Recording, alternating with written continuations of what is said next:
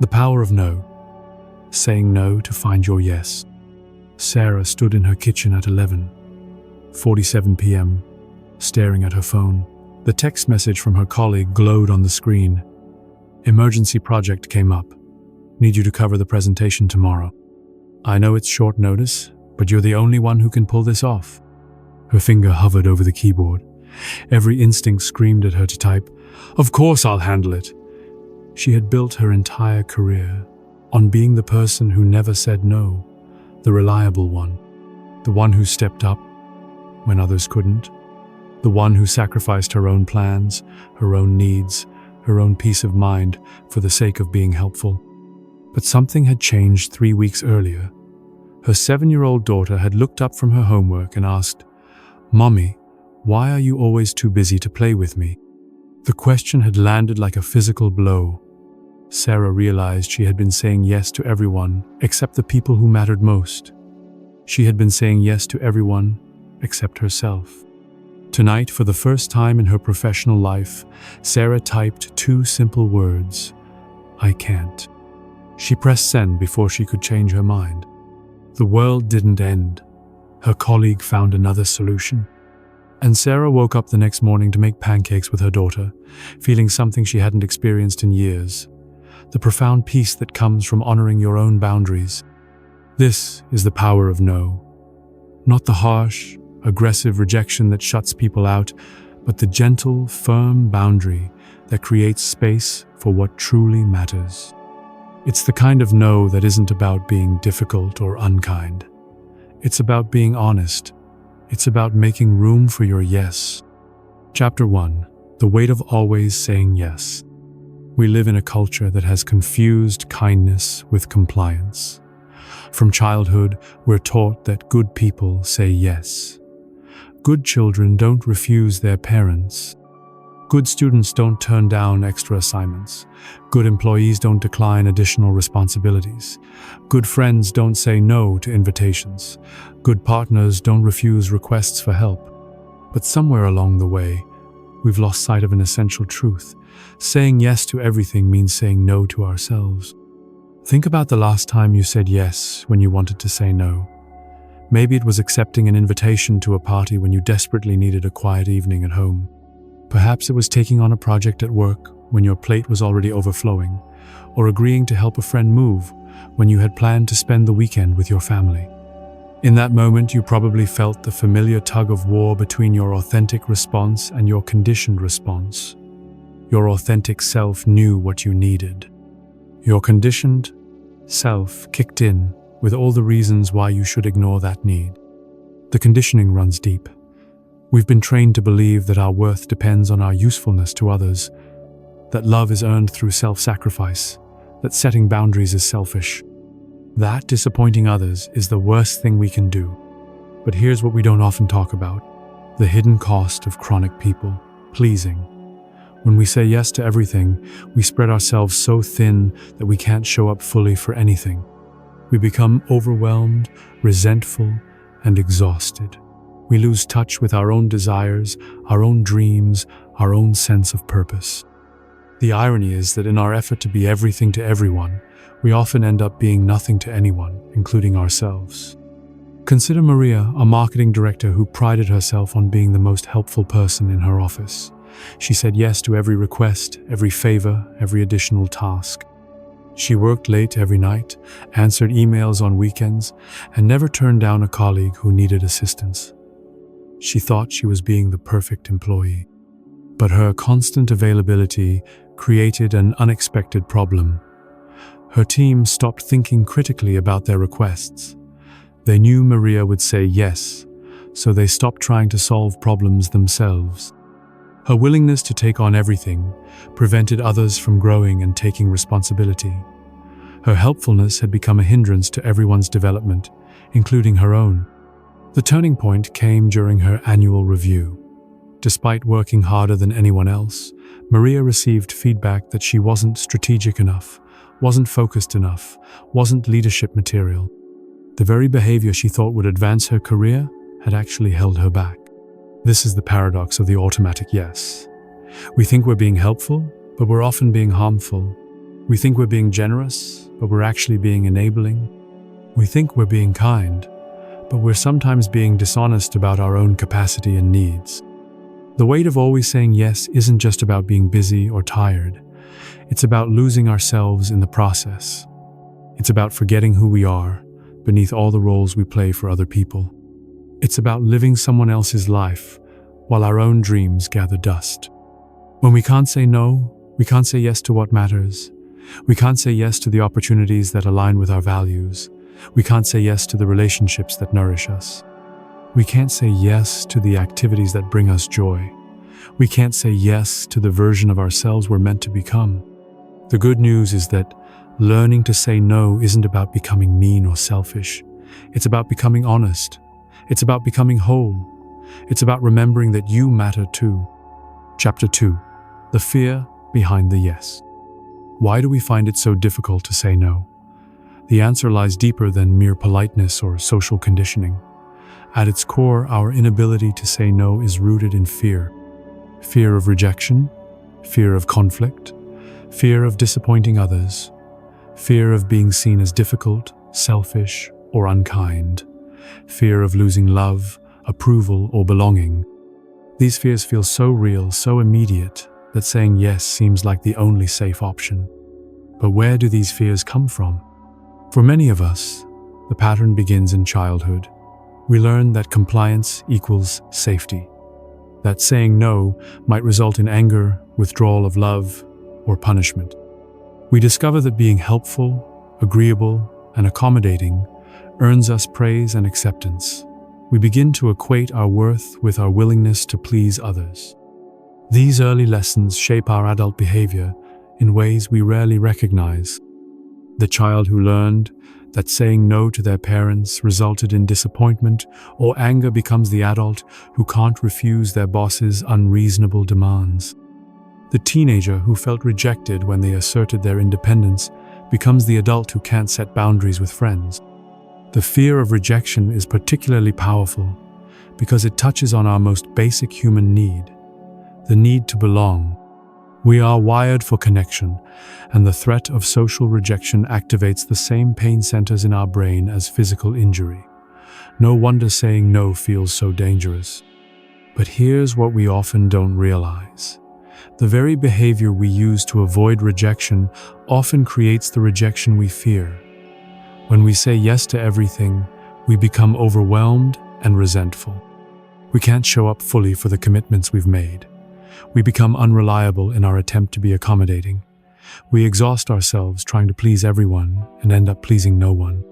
Consider David, a software engineer who couldn't say no to social invitations. He was terrified that declining would mean being excluded from future events. So he said yes to every happy hour, every weekend gathering, every birthday celebration. He showed up to everything, but he was often distracted, tired, and wishing he was somewhere else. His presence was physical but not emotional. His friends began to notice his lack of engagement and started inviting him less frequently. His fear of rejection had created the very outcome he was trying to avoid. The fear of conflict is another powerful driver of the automatic yes. Many of us have learned to see conflict as dangerous, destructive, or a sign of failure. We believe that good relationships are conflict-free, that disagreement means disconnection. But this belief is fundamentally flawed. Healthy relationships require healthy conflict. They require the ability to disagree, to have different needs, to express different preferences. When we avoid all conflict by saying yes to everything, we create artificial harmony that lacks depth and authenticity. The fear of being seen as selfish is perhaps the most insidious of all. We've been taught that good people are selfless, that caring for our own needs is somehow wrong or immoral. But there's a crucial difference between selfishness and self-care. Selfishness is caring only about yourself at the expense of others. Self-care is caring for yourself so you can care for others more effectively. When we don't take care of our own needs, we become depleted, resentful, and unable to give genuinely to others. We may continue to say yes, but our giving becomes mechanical, obligatory, and lacking in warmth. We may be physically present, but emotionally absent. The fear of disappointing others is equally powerful. We imagine that saying no will crush someone's hopes, ruin their plans, or cause them significant distress. We catastrophize the impact of our boundaries and minimize our own needs in comparison. But disappointment is a normal part of life. People are disappointed when it rains on their outdoor wedding. They're disappointed when their favorite restaurant is closed. They're disappointed when their team loses the game. They survive these disappointments and move on. They can survive your no as well. Moreover, when we say yes out of fear rather than genuine desire, we often deliver a subpar experience. The person may get our compliance, but they don't get our enthusiasm, our creativity, or our full attention. They may prefer an honest no to a reluctant yes. The most liberating realization is that these fears, while real, are often unfounded. The dire consequences we imagine rarely materialize. Most people respect boundaries when they're expressed kindly and clearly. Most relationships survive disagreement and different needs. Most opportunities that require us to betray our values weren't worth pursuing anyway. Learning to say no isn't about overcoming fear entirely. It's about acting despite the fear. It's about recognizing that the temporary discomfort of saying no is preferable to the chronic pain of living an inauthentic life. Chapter 3. The hidden cost of people pleasing. People pleasing looks generous on the surface. The person who always says yes appears selfless, accommodating, and kind. They seem to put others' needs before their own, to care more about harmony than personal comfort. Society often rewards this behavior with praise, appreciation, and the reputation of being the nice one. But beneath this appealing exterior lies a complex web of hidden costs that affect not just the people pleaser, but everyone around them. The first hidden cost is authenticity. When we automatically say yes to avoid conflict or gain approval, we lose touch with our genuine responses. We become so focused on what others want to hear that we forget what we actually think and feel. Over time, this disconnect from our authentic selves creates a sense of emptiness and confusion about who we really are. Rachel discovered this during a particularly overwhelming period in her life. She had said yes to serving on 3 different volunteer committees, hosting her in-laws for a week, planning her daughter's birthday party, and taking on a major project at work. When a friend asked her how she was feeling about all these commitments, Rachel realized she didn't know.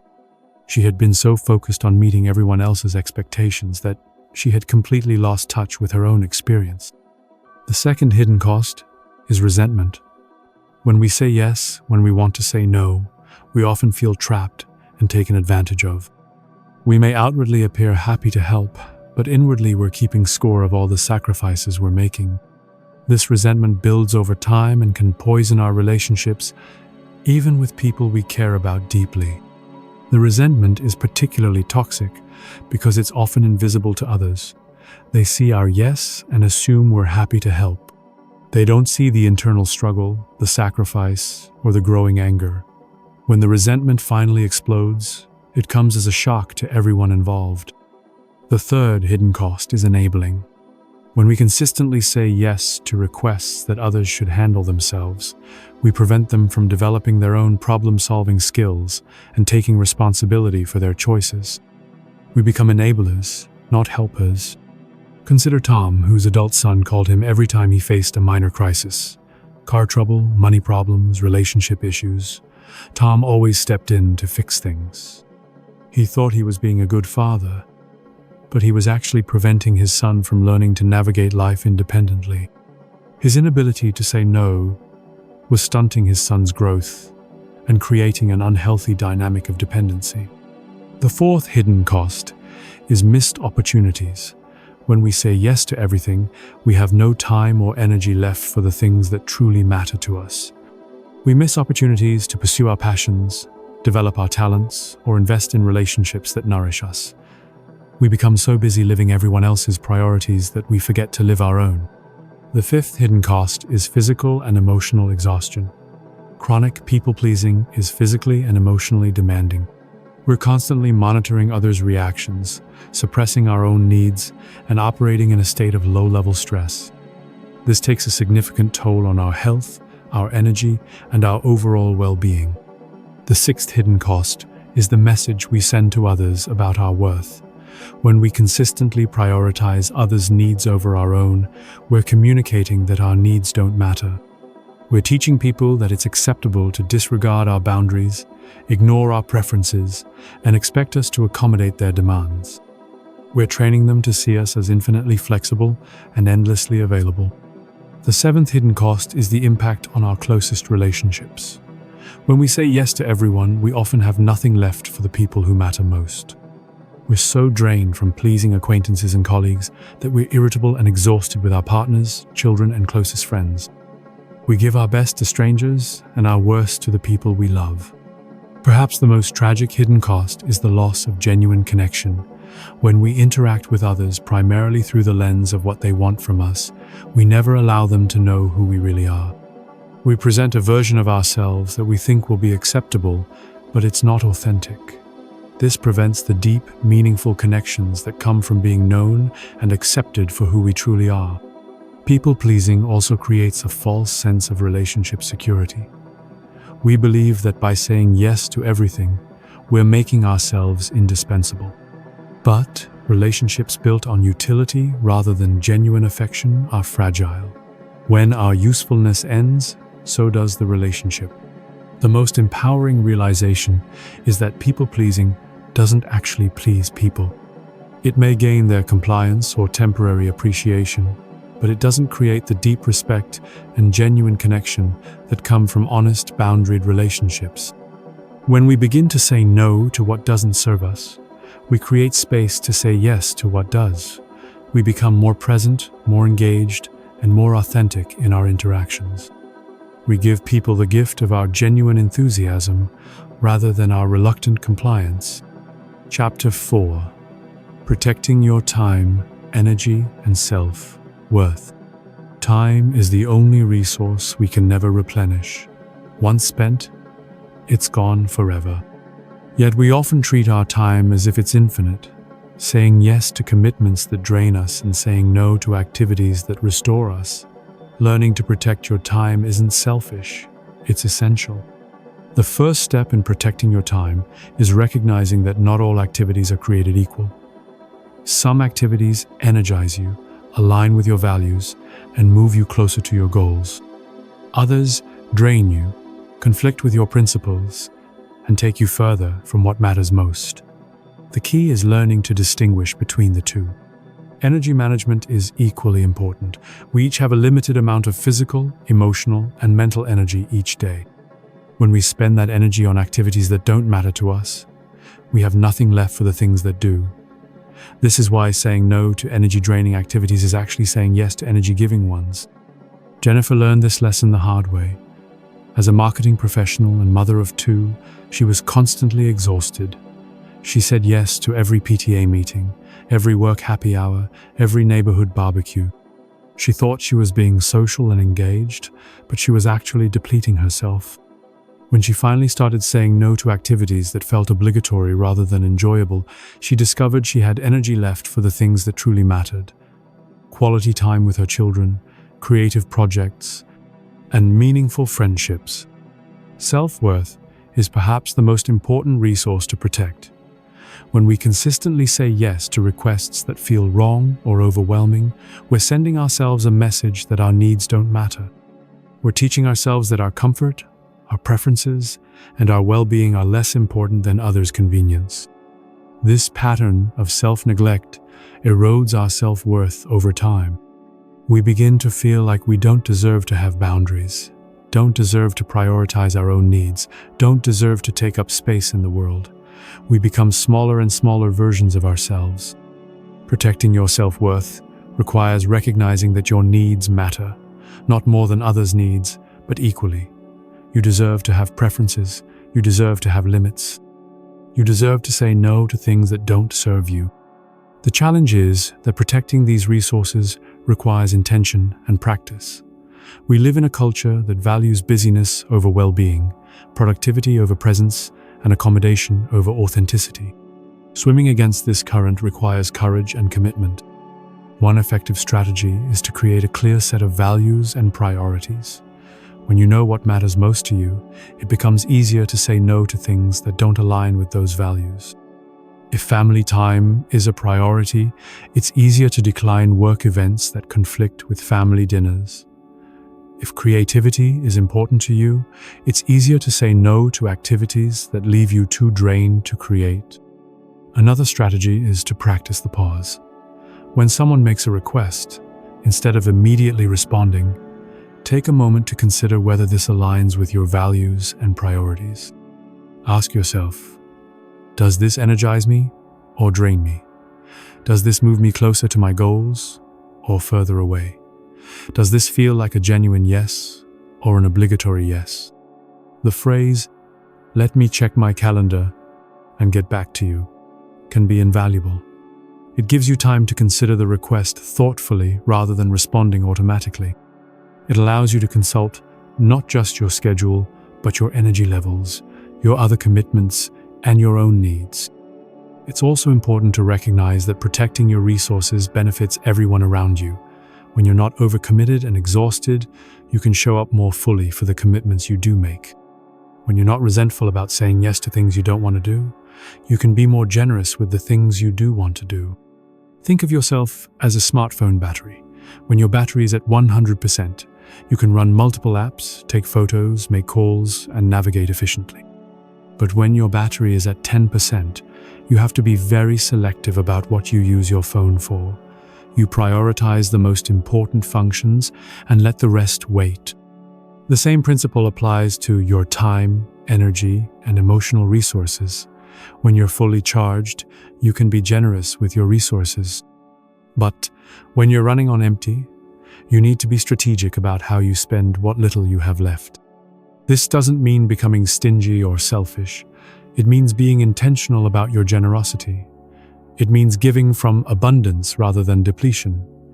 It means ensuring that your yes is genuine and sustainable. The goal isn't to say no to everything, but to say no to the right things so you can say yes to the right things. It's about creating space for what matters most by eliminating what matters least. Chapter 5. Setting boundaries kindly but firmly. The art of setting boundaries lies in finding the balance between kindness and firmness. Too much kindness without firmness, and your boundaries dissolve under pressure.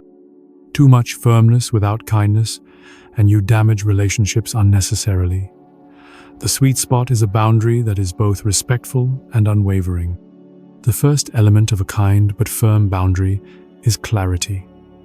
Vague boundaries are ineffective boundaries. Instead of saying, "I'm not sure if I can help," say, "I won't be able to help with this project."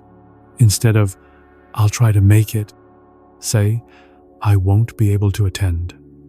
Clear communication prevents misunderstandings and reduces the need for repeated conversations about the same issue. The second element is brevity.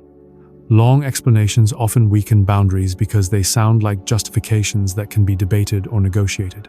You don't need to provide a detailed explanation for every no. A simple, "that doesn't work for me," is often sufficient. The more you explain, the more you invite argument.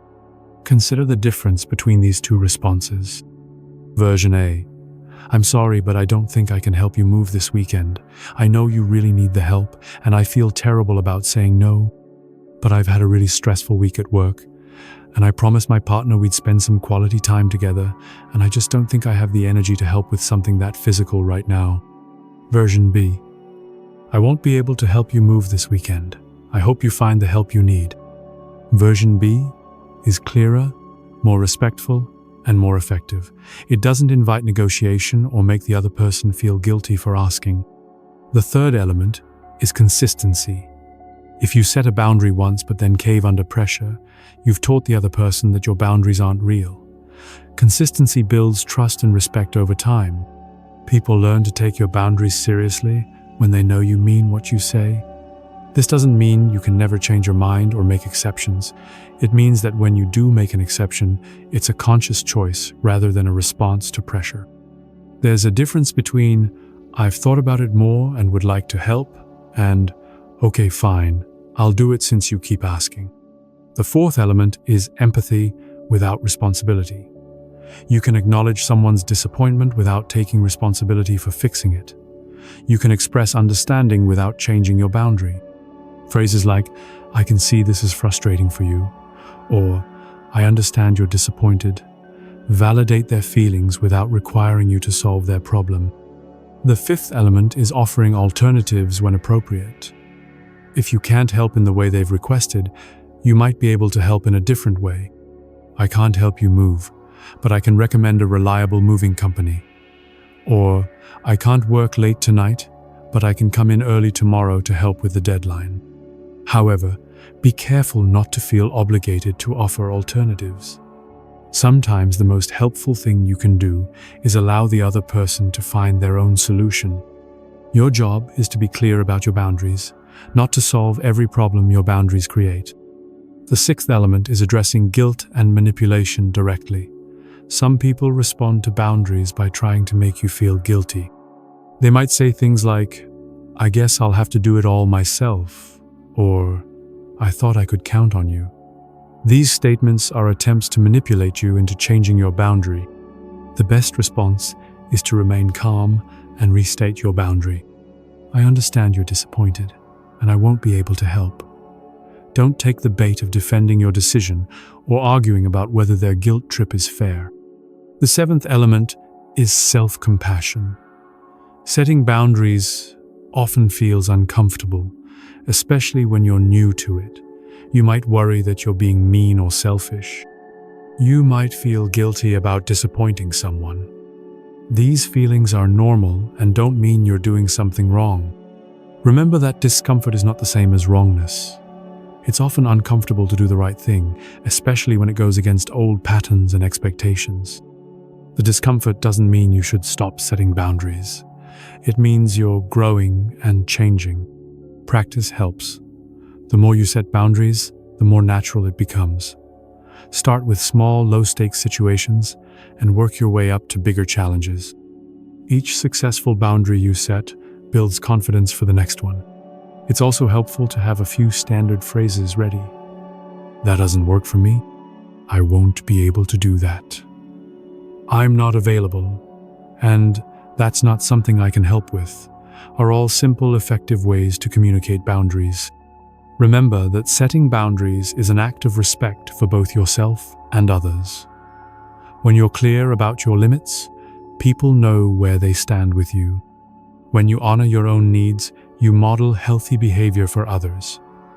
When you give from choice rather than obligation, your giving is more meaningful and sustainable. The goal isn't to become a person who never helps anyone. The goal is to become a person who helps by choice, who gives from abundance rather than depletion, and who maintains healthy relationships through honest communication. Chapter 6. When saying no means saying yes to authenticity. Authenticity isn't just about being true to yourself. It's about allowing yourself to be seen and known for who you really are. When we constantly say yes to please others, we create a false version of ourselves that's palatable but not genuine. We become performers in our own lives, playing the role of the person we think others want us to be. The journey to authenticity begins with recognizing the difference between your automatic responses and your authentic responses. Your automatic response is conditioned by years of people-pleasing, fear of conflict, and the desire to be liked. Your authentic response comes from a deeper place, your values, your needs, your genuine preferences. Lisa discovered this difference during a particularly challenging period in her marriage. Her husband's family had a tradition of elaborate holiday celebrations that left Lisa feeling exhausted and overwhelmed. For years, she had smiled and participated, saying yes to every request for help, every invitation to stay longer, every suggestion for additional activities. She thought she was being a good wife and daughter-in-law, but the constant performance was taking a toll. She found herself dreading holidays, feeling resentful toward her husband's family, and questioning whether she was in the right relationship. The problem wasn't the family or the celebrations. It was that Lisa had never been honest about her own needs and preferences. The turning point came when her sister-in-law asked her to organize the entire extended family's holiday gift exchange. Lisa's automatic response was to say yes, as she always did. But something made her pause.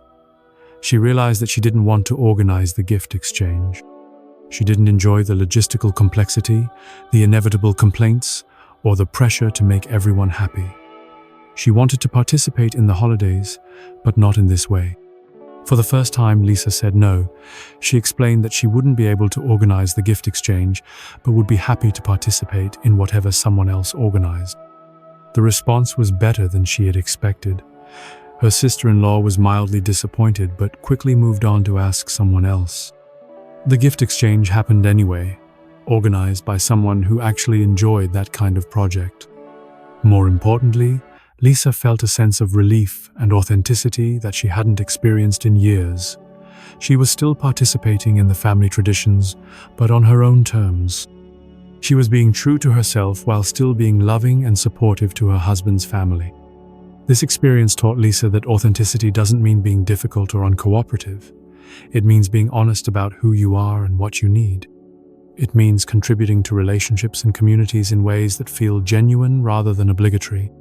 The fear of authenticity often stems from the belief that if people knew who we really were, they wouldn't like us. We think our authentic selves are too much, too little, too different, or too difficult. We believe that love and acceptance require us to be someone other than who we are. But this belief is based on a fundamental misunderstanding of healthy relationships. Relationships built on false pretenses are fragile and unsatisfying. They require constant maintenance and performance. They leave us feeling lonely, even when we're surrounded by people. Genuine relationships, on the other hand, are built on mutual understanding and acceptance. They allow for differences, disagreements, and individual needs. They're strong enough to withstand honesty and flexible enough to accommodate change. When you start saying no to things that don't align with your authentic self, you create space for your true personality to emerge. You discover preferences you didn't know you had. You find interests you had forgotten about. You reconnect with dreams you had set aside. This process isn't always comfortable.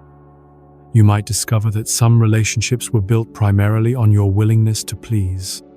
You might find that certain activities you thought you enjoyed were actually obligations in disguise.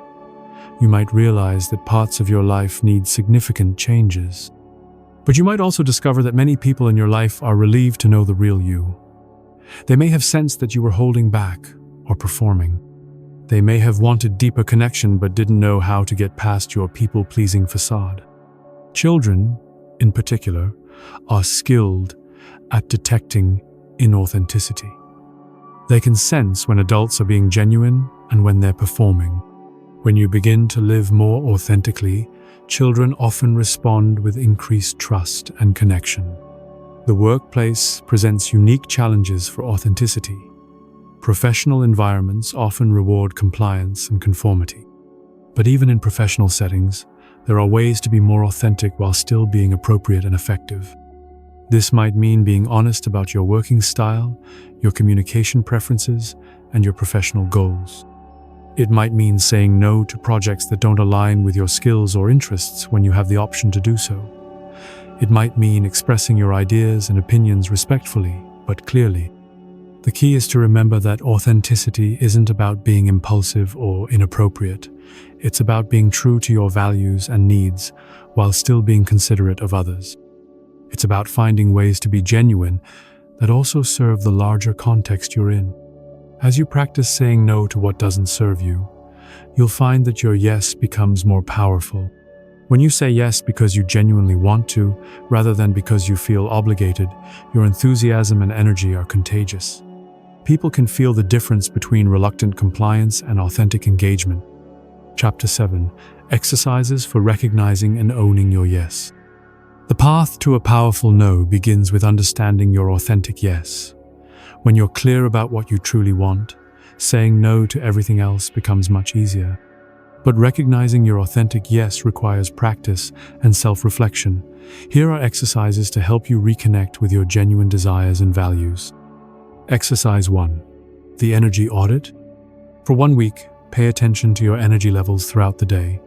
Keep a simple journal where you note activities that energize you, activities that drain you, people who leave you feeling uplifted, people who leave you feeling depleted, environments where you feel most comfortable and alive, environments where you feel constrained or diminished. Don't judge or analyze during this week. Simply observe. Notice patterns. Do certain types of activities consistently energize you? Do particular kinds of interactions always leave you feeling drained? Are there environments where you naturally feel more authentic and engaged? After the week, review your notes. What themes emerge? What patterns do you notice? This information becomes a guide for making decisions about where to spend your time and energy. Exercise 2. The Childhood Dream Inventory. Think back to your childhood dreams and interests. What did you love to do before you were told what you should do? What activities made you lose track of time? What subjects fascinated you? What careers did you dream about? Write down everything you can remember, no matter how unrealistic or childish it might seem now. These early interests often contain clues about your authentic self, the person you were before you learned to shape yourself to meet others' expectations. Look for themes in your childhood dreams. Were you drawn to creative pursuits? Did you love helping others? Were you fascinated by how things worked? Did you dream of adventure and travel? These themes often point toward your core values and authentic desires. Exercise 3. The Values Clarification. Make a list of your core values, the principles that matter most to you. These might include things like creativity, family, adventure, learning, service, authenticity, stability, or freedom. Now, look at your current commitments and activities. How many of them align with your stated values? How many conflict with what you claim to care about? This exercise often reveals a gap between our stated values and our actual lives. Use this information to guide future decisions. When someone asks you to commit to something, ask yourself, does this align with my values? Will this move me closer to living according to my principles, or further away? Exercise 4. The Regret Analysis. Think about the last few times you said yes to something you didn't want to do. For each situation, ask yourself, what was I afraid would happen if I said no? What actually happened as a result of saying yes? How did saying yes affect my energy, mood, and well-being? How did it affect my relationships with others? What would I do differently if I faced a similar situation again? This exercise helps you recognize the patterns that lead to inauthentic yeses and understand the real consequences of not honoring your boundaries. Exercise 5. The Perfect Day Visualization. Imagine you have a completely free day with no obligations, no expectations from others, and no limitations. What would you do? How would you spend your time? Who would you spend it with? What activities would you engage in? Now, imagine you have a perfect week, a perfect month, a perfect year. What would your life look like if you could design it exactly as you wanted? This exercise helps you identify what you truly want, separate from what you think you should want or what others expect you to want. Exercise 6. The Boundary Experiment. Choose one area of your life where you consistently say yes when you want to say no. This might be work requests, social invitations, or family obligations. For 1 month, practice saying no to at least one request in this area. Start small. If you usually say yes to every after-work social event, try saying no to one per week. If you always accept extra projects at work, try declining one that doesn't align with your priorities. Notice what happens. Do the dire consequences you imagined actually occur? How do people react? How do you feel? What do you learn about yourself and your relationships? Exercise 7. The Authentic Response Practice. Before automatically responding to requests, pause and ask yourself, what is my authentic response to this? Not what I think I should say, not what would make the other person happy, but what is my genuine reaction. Practice sitting with this authentic response for a moment before deciding how to communicate it. You might decide to honor it completely, partially, or find a creative compromise. But the key is to start from a place of honesty about your own needs and preferences. Exercise 8, the support system assessment. Evaluate your current relationships and support systems. Who in your life accepts your boundaries without argument? Respects your no without trying to change your mind? Supports your authentic choices even when they're inconvenient? Encourages you to honor your own needs? These are the people who will support your journey toward more authentic living. Spend more time with them and less time with people who consistently pressure you to violate your boundaries. Exercise 9. The future self-visualization. Imagine yourself 5 years from now, living a life where you consistently honor your authentic yes and no. What does your life look like? How do you spend your time?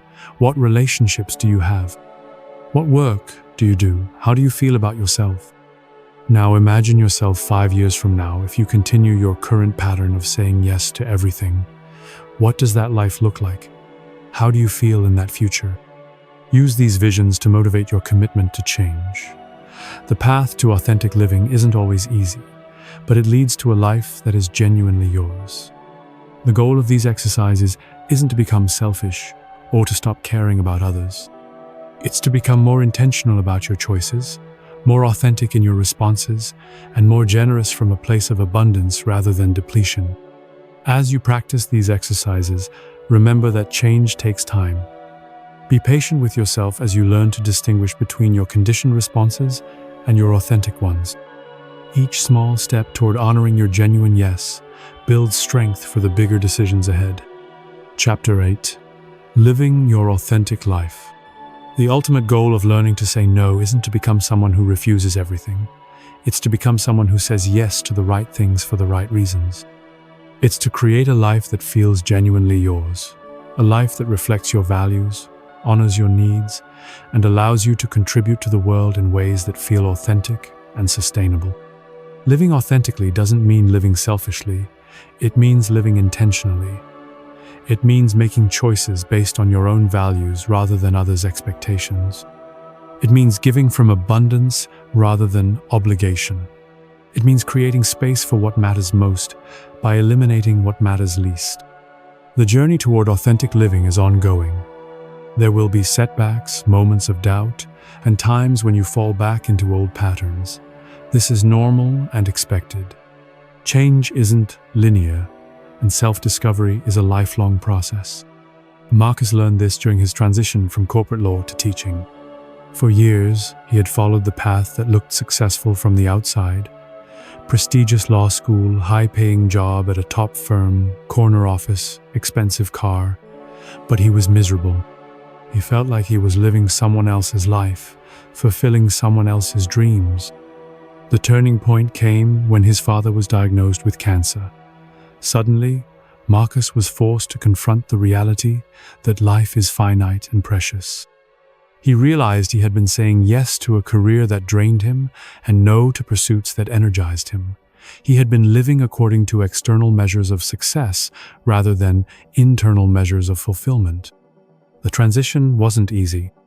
Marcus had to say no to the financial security of his law career, no to others' expectations of what success looked like, and no to the lifestyle he had built around his high income. But these no's created space for a bigger yes. A yes to teaching, to making a difference in young people's lives, to living according to his values rather than his salary. The process took 2 years. Marcus had to retrain, take a significant pay cut, and adjust his lifestyle. Some people in his life didn't understand his decision, but he had never felt more aligned with his authentic self. He was finally living his own life, rather than performing someone else's version of success. This doesn't mean everyone needs to make dramatic career changes to live authentically. For some people, authenticity means staying in the same job, but setting better boundaries. For others, it means changing how they spend their free time. For still others, It means being more honest in their relationships. The key is to start where you are and make small, consistent changes that move you toward greater authenticity. Each genuine no creates space for a more authentic yes. Each time you honor your boundaries, you strengthen your ability to live according to your values. One of the most powerful aspects of authentic living is how it affects others. When you stop people-pleasing and start living genuinely, you give others permission to do the same. Your authenticity becomes a gift to the people around you, showing them that it's possible to live according to their own values rather than others' expectations. Children are particularly influenced by authentic adults. When they see adults setting boundaries, honoring their own needs, and living according to their values, they learn that this is not only acceptable, but admirable.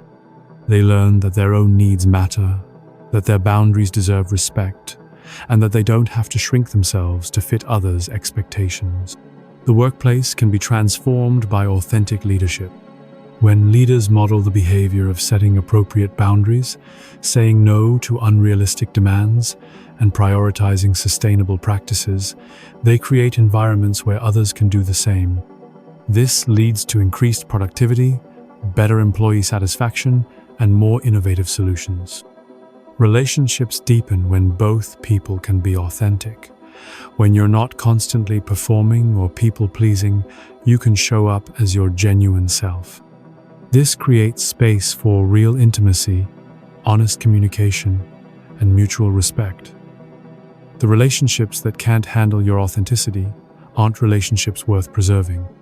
The financial benefits of authentic living are often overlooked but significant. When you stop saying yes to every social invitation, every impulse purchase, and every pressure to keep up with others' lifestyles, you naturally spend less money. When you focus on what truly matters to you, you're less likely to waste money on things that don't bring genuine satisfaction. The health benefits are equally important. Chronic people-pleasing creates chronic stress, which takes a toll on your physical and mental health. When you start honoring your boundaries and living more authentically, you often experience improvements in sleep, energy levels, and overall well-being. But perhaps the most significant benefit is the sense of peace that comes from living in alignment with your values. When your actions match your beliefs, when your choices reflect your priorities, and when your life feels genuinely yours, you experience a deep sense of satisfaction and contentment. This doesn't mean life becomes perfect, or that you never face challenges.